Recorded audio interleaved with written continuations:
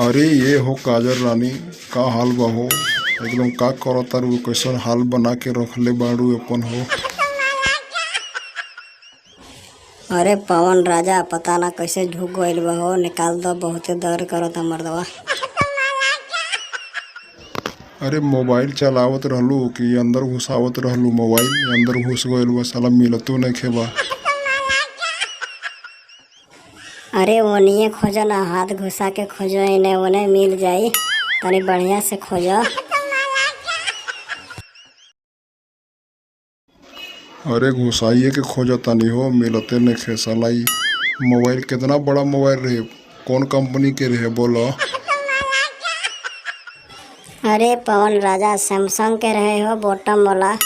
वैसे चुग देना चल गइल बा भितरिया, पते नइखे चलत साला कहवा गइल बा।